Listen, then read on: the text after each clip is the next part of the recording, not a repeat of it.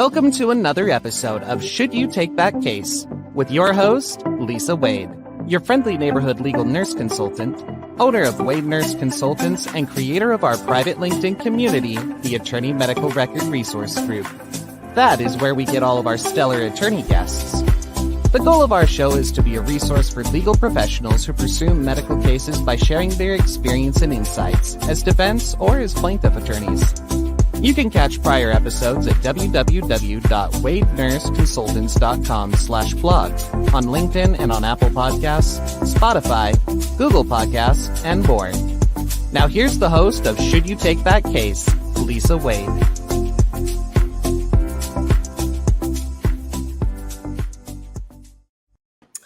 Hey there, happy Monday to you all, or happy Medical Record Monday. That's what I call them. And I want to welcome you to another episode of Should You Take That Case? Yes, it is me, your host, Lisa Wade, legal nurse consultant, medical record expert, and the owner of Wade Nurse Consultants. Yes, that's who we are. Think of us when you have tons of medical records you need translated into normal human language, easily understood by judges and juries. Visit us at wadenurseconsultants.com. But I am not only the owner of Wade Nurse Consultants, but I am also the creator of our wonderfully private LinkedIn group, the Attorney Medical Record Resource Group. And as you heard, that is where we get all of our stellar attorney guests from. We use this as an opportunity to get to know one another, and we're going to do that today with Arnold Reed. But before we get Arnold Reed, Esquire, over here, I want to toddle over to the comments and see if anybody's visiting us live today. Give us a shout out. Let us know you're here. Put an A into that box if you're an attorney, a P if you're a paralegal, an L and C if you are another legal nurse consultant. But put a W if you are part of a wonderful group that I'm a part of, Women Owned Law. It is a groundbreaking group used to connect and advance women legal entrepreneurs, but their primary mission is to empower women lawyers to achieve success in the business of law. It's a wonderful group. Visit us at womenownedlaw.org if it sounds interesting to you and you want to learn more. If you're watching us live or even catching us on the replay, I want to thank you all for taking precious time out of your very busy days to be with us. But now it is time to introduce our guests for today. Attorney Arnold Reed, former chief law clerk on the Michigan Supreme Court and published author, is a noted national trial lawyer. He has received multi-million-dollar verdicts and settlements in the areas of police misconduct, civil rights, and medical malpractice. He has represented numerous celebrities such as Aretha Franklin, former PBS talk show host Tavis Smiley, R. Kelly, ex-Detroit Mayor Kwame Kilpatrick, and the late Dean of the House, John Conyers Jr. He has been featured in Bloomberg Market Magazine, New York Times, Washington Post, and interviewed by CNN, 60 Minutes, Dateline NBC, MSNBC, and numerous other national news outlets. He is a faculty member of Harvard Law School, where he teaches a trial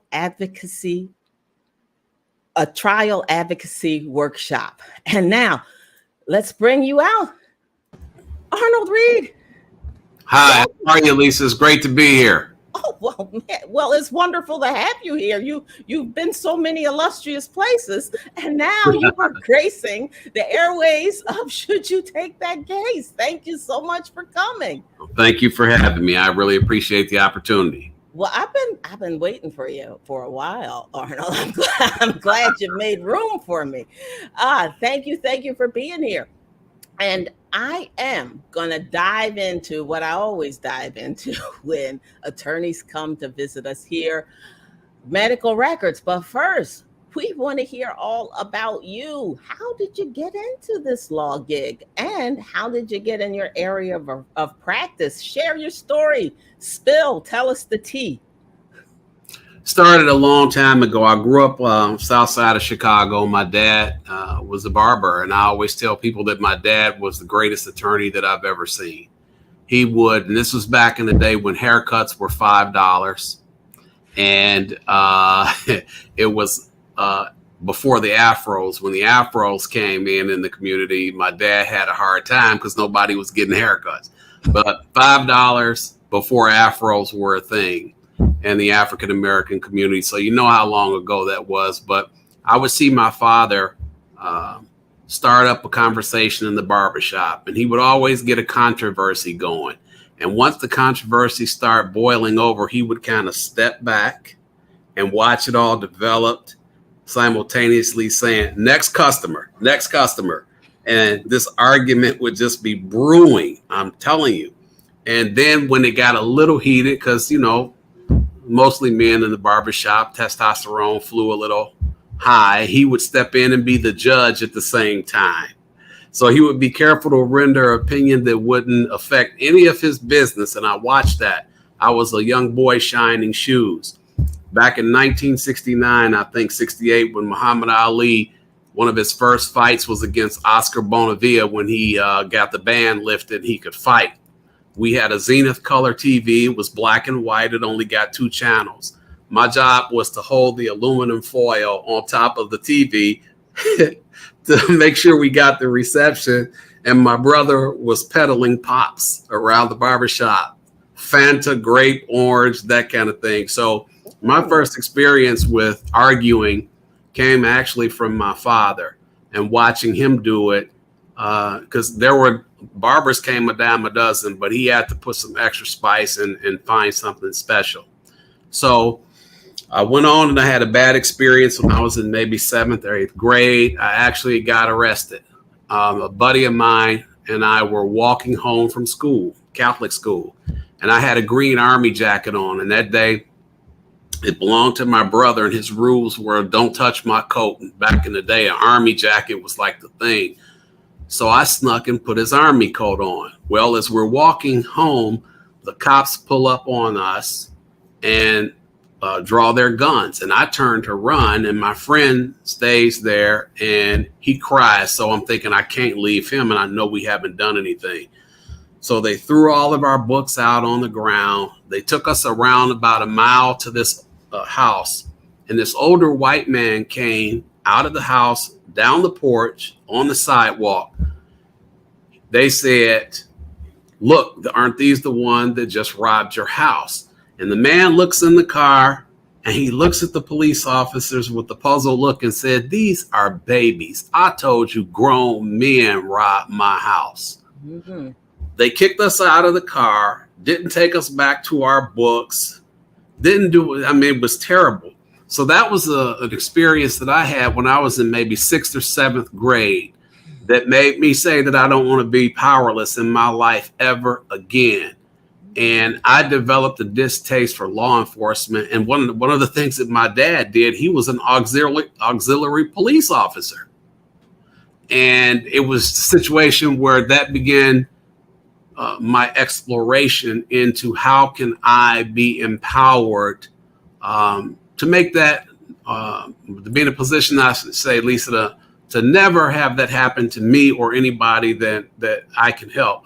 And so those early influences, probably the 2 biggest, made me venture into to law. I was a journalist for a while. In fact, my undergraduate degree is in journalism, political science. And then I went on to law school at the University of Iowa in Iowa City, Iowa. and the rest pretty much is history.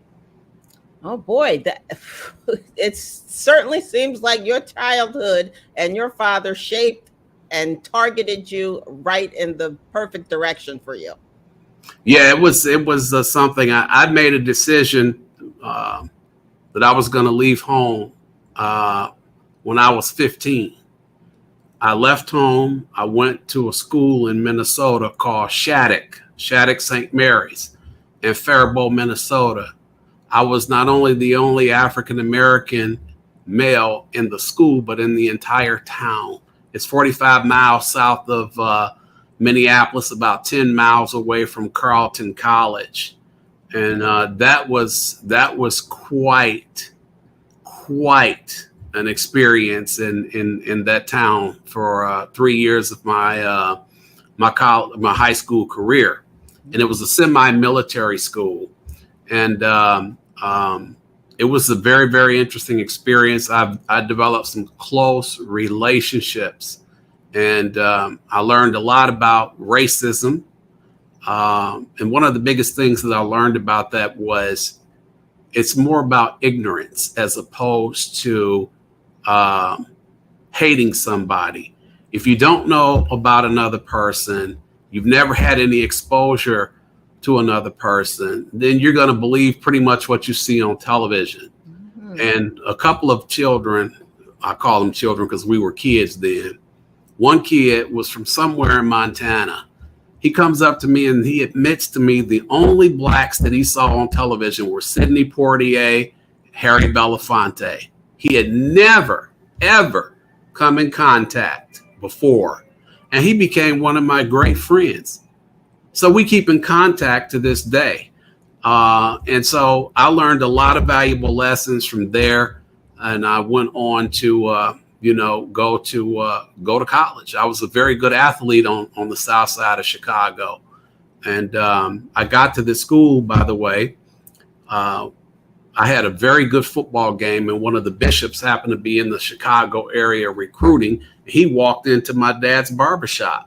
And my dad had all these pictures on the wall of some game I scored 5 touchdowns and ran for 350 yards against Dwayne Wade's high school, Robbins, Illinois. But of course, I'm older than Dwayne Wade. Dwayne Wade wasn't a thing then. You know what I mean? I understand. So I had an outstanding game. And so that was kind of the talk of the South Side. Who was this freshman kid? And so this guy, Bishop Primo, just on a humble, walked into my dad's barbershop and looked at those pictures and found out who I was. Maybe 72 hours later, I was flown to Minnesota. I was taking tests. I left my public high school, Thornwood. It was a school called Thornwood. And Thornwood, a lot of pro athletes. One of my buddies on Facebook, he's a 2-time Olympian. The next town over, Quinn Buckner, superstar Quinn Buckner. Kevin Duckworth played for the Portland Trail Blazers, and the list goes on. Everybody in the neighborhood was an athlete. And so when I went to this school, it wasn't important how many touchdowns you scored. What was important is what's your GPA. Because if you got a certain GPA, you would get free nights, and that meant you got to go downtown one day a week for like 30 minutes and then come back. So that's the long and short of it. Those are the kind of milestones, Lisa, in my life that led to, me being an attorney. And my English teacher, he still keeps in touch with me. He'll text me if he hears me on national television. He'll say, "Now, Arnold, you said X, Y, and Z, but here's the proper way you want to express it, from a grammar perspective." So that's kind of like, the perspective that I come from. Oh boy, you certainly have a story. I hope you've written it all down. I have it in my head, and one of these days I'll get to writing some of that down. All right. Yeah. Well, hey, with this technology now, all you have to do is turn on Word and dictate your life story. That's right. That's right. Right. So get started. 5 minutes a day. Get it done. Yeah, I'm trying to find 5 minutes. Trust me. All right. I've got 55 depositions between now and next month. Oh, 55. boy. That is a plenty. Well, now you're drifting towards depositions and cases. This is the right time for me to ask you, what factors go into you deciding if you should take a case? It depends largely on the case. Let's say it's a medical malpractice case, and it depends on what state we're doing this in, because we do med mal in other states. Here in Michigan, for example, you have to have what's called an affidavit of merit. You have to have a physician sign off that essentially you have a case. And if you can't find a physician to sign off on it, then you shouldn't take the case, right? Because it's not going to be any case. The other thing that we look for, in addition to somebody being able to sign on and get us a solid affidavit of merit, is can the literature back up our contentions? Because we face Daubert motions all the time. So my experts have to be able to at least have 4 to 5 or more articles that they can say that this is that forms the foundation of their testimony. And if we can't find any research to back you up, we don't use you. Mm-hmm. Then we vet our experts. Have you been disqualified? Have you ever been suspended? Have you ever had anything that we need to know about license-wise? What dirt is on you out there? And we mine for the dirt. And so once we, do a thorough vetting, if you will, of our experts, then we'll move, to the next level. And again, depending on what state, many states have what's called damage caps in med mal. Michigan has a damage cap on pain and suffering of $500,000. They can cut the wrong leg off, cut the wrong arm off. They can kill you. That's all you're going to get is $500, right? We look for economic damages. And so those are just a few of the things that we look at, because if you take what's called a low cap case, where it's only 200, 300 maybe for settlement purposes, and you're going to spend 30, 40 or more in an expert, a client doesn't like it, Lisa, when you get your third and then you get your money back for your experts. One of their loved ones has died, and then they walk away with $80,000, $90,000. That doesn't bode well. If it's a Elliott Larson or a civil rights case, some people will be more familiar with the term Title VII. We look for cases that are quid pro quo, smoking guns, right? We don't get into cases where you have to prove that somebody discriminated against you, and then they get to come back and rebut that. Then you got to come back and say that their explanation is a mere pretext. That's very, very difficult to do. Imagine on the jury instructions to a jury, all of that stuff a jury looks at, right? And you're like, wow, they got to get through all of that before they even get down to damages, right? And so we like to take quid pro quo cases where it's direct evidence, it's a smoking gun. And that way it's almost strict liability. If your employer makes sexual favors a condition of your employment, if you don't do X for me, I'm going to fire you. And then they fire you. And it's got to be close temporal proximity. They can't say it 6 months ago and next year you get fired. It's got to be closer in time, right? And so we take those cases. We also look at what's called whistleblower cases. You blow the whistle because you think your employer is engaging or about to engage in illegal activity. Depending on what state you're in, the burdens are different. In Michigan, it's clear and convincing evidence. You ever heard that saying, believe half of what you see and none of what you hear? That's what clear and convincing is to some of these judges, right? We had a case years ago that was thrown out because my client didn't have a witness. It was just her word versus the perpetrators, right? And I told the judge, because we do criminal law too, when you have somebody that has a propensity to discriminate or do any act of evil, they don't take an opportunity to do it out in the public. They do it in the utility closet. They do it right in the bathroom, and there are no witnesses. They're never going to be witnesses. It doesn't make the person's claim less credible. So these are some things that we look at in cases that we decide to take. It all depends on what state. If you're in Iowa, Iowa has damage caps except in wrongful death med mal, for example. Illinois is the wild, wild west. It's wide open. You don't even need an affidavit of merit like what you do here in Michigan. So it all depends on where you are, Lisa, that we look at a number of different factors when we decide to take a criminal case or a civil case. Mm-hmm. Well, you sound very thorough, Arnold Reed. You're thinking about the outcome before the case is even taken yet. No question. I mean, it's not about money, but it is too. Most of the cases that we fund in med mal, we've got over $500,000 leveraged between 3 cases in experts. And you got to be doggone sure to the best that you can that you got a winner. And the way that you do things, you focus, get a focus group. Get a group together. Or if you can't afford a focus group, well, you should be able to afford a focus group if you're doing med mal, right? But back in the early days when I couldn't afford it, I would get a piece of paper. I would have my secretary type up the fact pattern. I would slant the facts against me. I would pass them out in the African-American barbershops.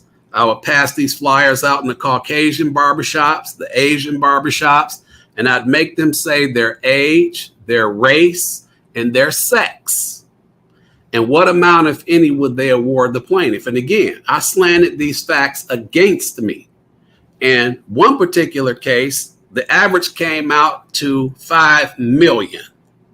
I asked the jury for $6 million, and in 30 minutes, they gave my client $4.5 million.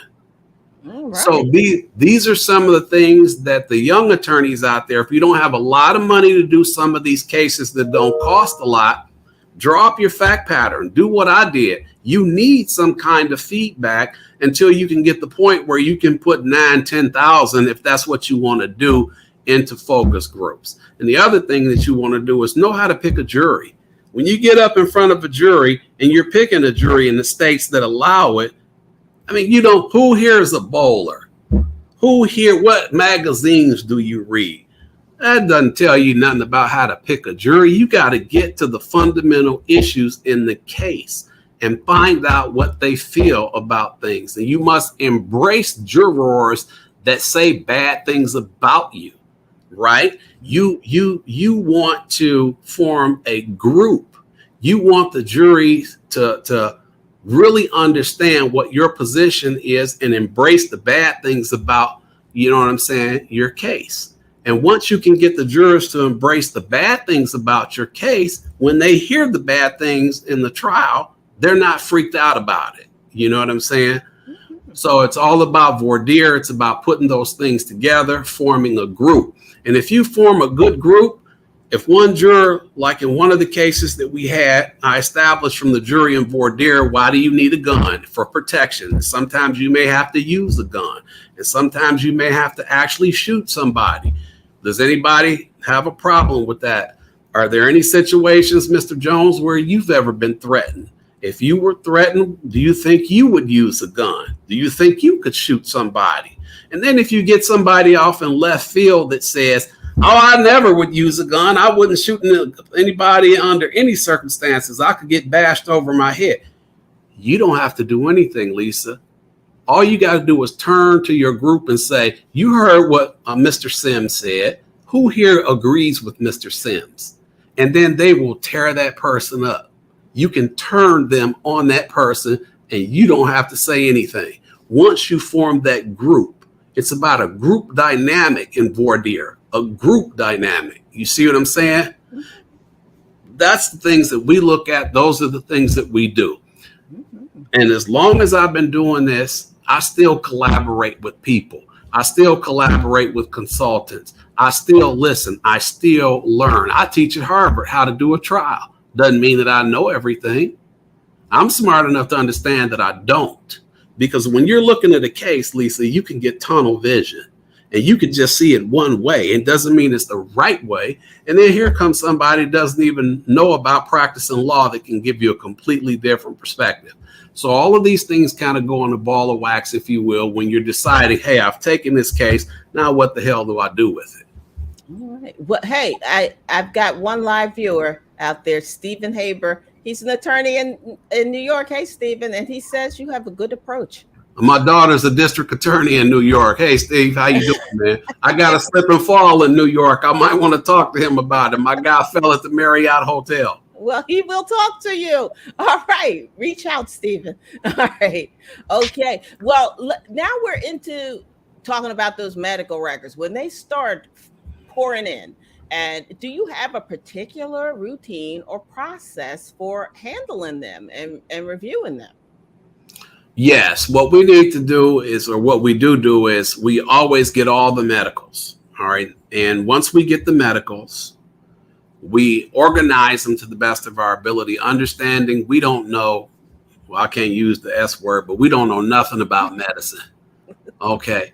We lawyers here, and I don't know nothing about medicine, but I learned. I had a hip case where down the hall, I've got $50,000 worth of drills. I got, and that includes drills. That includes cups. I can't do a hip surgery, but I can watch a doctor and I can tell you whether he's doing something wrong, whether he's doing the right approach, right? The lateral approach, et cetera, et cetera. So we get the medical records. We send them out to a member on our team, and they're made up of nurses and nurse practitioners. We have them organize them. We have them tab, and then we tell them, what do you think could have been done better here? And what expert do you think that we need to retain in this particular case, and why? And what are the pitfalls that we have to look out for, and get us literature? So we have our literature coming from our reviewers to present to the doctors. So it starts right there. The literature, you got to have literature. You got to have literature. You got to have literature. It's very powerful. I had a depot. We settled the case for $2.6 million.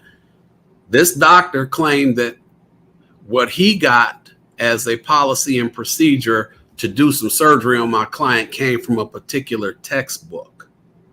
I went out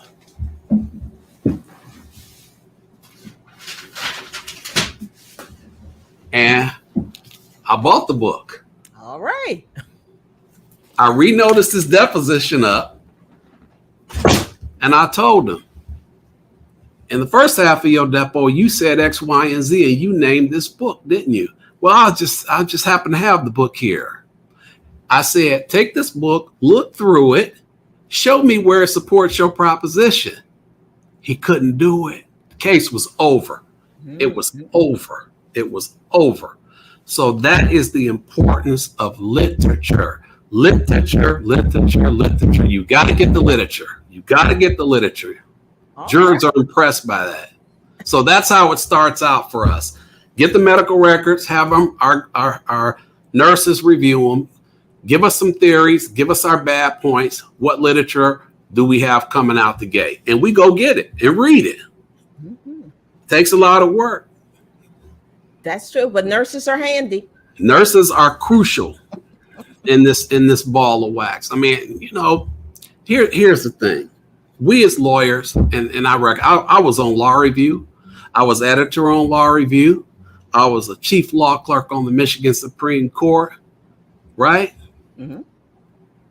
But I'm smart enough to know that I'm no smarter than anybody else. I just know more about one thing than the average person, and that's how to practice law. My brother is a barber. He's a truck driver. When I sit in his barber chair, I can't tell him how to cut my hair. I'll let him do it. The same with this thing we call law, right? You have to get people who know more than you about one particular thing, and that's medicine. And then it's up to you to get the tools, get the resources, immerse yourself in it to the degree where you know what you're talking about. But never make the mistake of getting in a deposition thinking you going to out medicine a doctor. That's not going to happen. Mm-hmm. You're not going to out medicine a doctor or a nurse. You're not even going to out medicine a CNA. Your goal should be different when you're deposing a doctor. It should be about agreement testimony. Get this doctor to agree on the things that you want to sell to the jury. It's about getting as much agreement as you can from their expert witnesses and turn them into your experts. And for you to get agreement crossed, you have to be able to know what you're talking about, and it comes from studying. Don't think you're going to out medicine a doctor. It ain't going to happen. Hey, all right. Well, I like your approach. I like your process for handling medical records. Now, is there something that you have a pet peeve about dealing with and deciphering and handling medical records, whether it's obtaining them or organizing them? Is there something you find frustrating and annoying about them? So many, like, let me count the ways, but I'll just say a couple of specific things. When you're doing medical releases, you're asking for everything and you don't get the imaging back. You get the reports. And the hospital will say, you didn't ask for the image. Yes, I did. You didn't ask for it. So you're going to have to now duplicate your request. So when you're asking for medical records, make sure you specifically ask for all the imaging. You want the imaging. You also want to know if there are any handwritten doctor notes. And then you want the medical records in digital form. Some of these companies will give them to you in digital form if you give them a flash drive. And the reason you want them in digital form is it makes it easier. You can read 1,000 pages in maybe a few hours. You can put in the search bars terms that you're looking for, and it'll pop up. Or get some software. There's great software out here, and I used to know this off the top of my head, that when you plug the medical records in and you just search something, it'll go right to it. It'll go right to it. Just because you get 1,000 pages of medical records does not mean that all those records are relevant. So those are the things that you want to be on the lookout for when you're ordering medical records. Make sure you get all of them. Okay. All right. Mm-hmm. Well, you have been full of wonderful insights and advice. And I'm just trying to see, is there anything you've missed? Any other advice that you would give to new or veteran attorneys when they're deciding to pursue these types of medical cases? Well, this may sound kind of corny, but I'm going to say it anyway. And I tell this to my son. My son's a new attorney in Los Angeles. He's been practicing maybe 3 years. He's got close to a couple of million in settlements. And my daughter, as I indicated, is a DA in New York. So I'm either talking civil with my son or criminal with my daughter, right? And my wife is an attorney as well. But here's the advice, right? You got to stay even keel. There are some cases that I've had walked out of there just knowing I won, and then I lost. And then there are cases that I knew I got my butt kicked, and then I won. You can't get too high when you win. You can't get too low when you're losing. You got to stay even keel. And you have to realize it's not about winning or losing. It's about the fight. The greatest advocate you have is your own fundamental belief in your cause. If you don't believe it, there's no way in hell you're going to convince a jury that they should vote right in your favor. And you got to spend time with your client.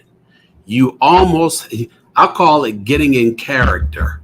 You have to almost, and this is going to sound crazy, become your client. Learn the pain that your client is in. Learn how your client feels when he or she gets out of bed in the morning, right? And then when you get in front of that jury, for those out there who are psychodrama enthusiasts, and I believe in psychodrama, it works. It's not going to be an effective technique unless you literally have lived with your client's pain. I'm serious. I spent months with one lady who was in a car accident. And she walked around with it looked like she had no pain. And I spent time with her. And then when I spent time with her, I understood that this woman was in pain. She didn't break a single bone. $750,000 in about a 20 miles an hour impact car accident. And so you got to live with your client literally and find out what it is that ails them so you can give it to the jury.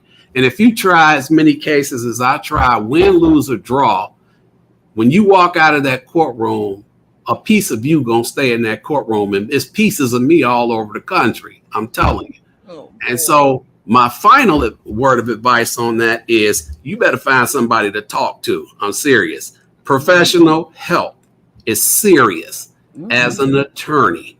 Because like I said, we do criminal. When a mother walks in here and tells me her son is accused of murder and then shot somebody in front of 16 witnesses, including 6 children. We took that case, not guilty, in 15 minutes. The People versus Eugene Lemons, Wayne County Circuit Court, in 15 minutes, not guilty. You have to handle that, because most people, the reason they don't do that kind of law is they automatically say, I can't represent somebody who's guilty. I had a young boy confess to a murder over 16 pages. When the ballistics came back, it was impossible for him to even been at the scene. He said some kids in the neighborhood threatened him. He didn't take the rap. They was going to kill his grandmother. He didn't have a mother. He didn't have a father. All this boy had was a grandmother. He was willing to go to jail for that. And when I told the prosecution, they still wouldn't give him a deal. Said that they could get a conviction on him blindfolded, not guilty. I went and got a blindfold and I put it on the prosecutor's desk. Smoke that in your pipe. I get fired up about this stuff. I'm just telling you. Oh boy. I'm just telling you. So you are definitely full of insights and wisdom. And I hope everybody out there is listening to you. Well, I hope so. But at the end of the day, you know what I'm saying? I'm serious about this counseling piece. You gotta make sure you check in with somebody and protect your mental psyche. You must protect your mental psyche at all costs, because that is going to be a difficult thing. I tell young lawyers, you're going to find yourself in 2 places in this game. You're going to find yourself either in the gym lifting weights and working out, or you're going to find yourself in the bar. And you don't want to be in the bar. You want to be in the gym. Them the only 2 places in this profession that you're going to find yourself if you don't do it right. And I've been doing this for over 30 years. Not to say I haven't been in the bar, but I spend more time in the gym. You know what I mean? That sounds like reasonable advice. And I'm so glad you're here sharing all of your experience, all your insights. But it's time for a little Q&A. Are you ready for that? If folks got I'm ready for you. I got a few minutes. All right. Well, while everybody is out there getting their questions together for Arnold to get ready to put them in the comments box. But now's the time of our show where I give you a little commercial break and tell you a little bit about Wade Nurse Consultants and what we do here. But we'll be right back to Arnold. Now, everyone is not always completely clear about what legal nurse consultants do, but let me make it clear for you today. At Wade Nurse Consultants, it's all about review, research, and roadmaps. When we review medical records, we summarize and translate that info into normal human language, easily understood by judges and juries. We summarize and translate that information. And when we do research, we complete medical literature searches regarding topics attorneys may not be familiar with. We also locate experts to help them support their cases. And when we research, we complete those medical, I said research. When we do roadmaps, we help complete life care plans that can detail their injured clients' future medical needs over their lifetime, including costs for that care. So let's recap. Legal nurse consultants at Wade Nurse Consultants. For us, it's all about review, research, and roadmaps. Now schedule a 15-minute medical case strategy call by clicking the calendar link you'll find in this description box of this YouTube channel so we can schedule a chat. And now let's get back to Arnold and see what questions we have. Let's take a peek. Do we have any questions yet for you, Arnold? Not yet. But no worries. You give them my information. And if they want to get in touch with me, I'd be happy to talk, collaborate with other attorneys on cases. We do that. So all right. I'm happy to help wherever I can. Well, I'll put your contact information in the description box of this YouTube channel. And I think I do have one question for you. Mm-hmm. Will you come back and do this again? Oh, I love to do this. I've had a blast. It's been great. And as long as this program is here and helpful and doing the things that I know you're doing out there for lawyers in this field, I would be more than happy to come back. Oh, you are so sweet. Well, I think we're going to wind up today. And I'll just ask everybody if you could follow, like, and subscribe to this YouTube channel. If you have any legal nurse consulting questions, you can reach me, Lisa, at wadenurseconsultants.com. But just tune in next week for another brand new episode of Should You Take That Case? And we'll see you next time. Thank you so much, Lisa. I appreciate it. Follow me on Instagram. Follow me on Facebook at Arnold Reed Law. And you can get at me at www.arnoldreedlaw.com, arnoldreedlaw.com. Perfect. We'll see you next time. All right. Take care. Thanks. Bye-bye. Thanks for watching and listening to another episode of Should You Take That Case? With your host, Lisa Wade, your friendly neighborhood legal nurse consultant, owner of Wade Nurse Consultants, and creator of our private LinkedIn community, the Attorney Medical Record Resource Group. That is where we get all of our stellar attorney guests. The goal of our show is to be a resource for legal professionals who pursue medical cases by sharing their experiences and insights as defense or as plaintiff attorneys. You can catch prior episodes at www.wadenurseconsultants.com/blog, on LinkedIn, and on Apple Podcasts, Spotify, Google Podcasts, and more. Thank you for subscribing to our YouTube channel and sharing this show with others.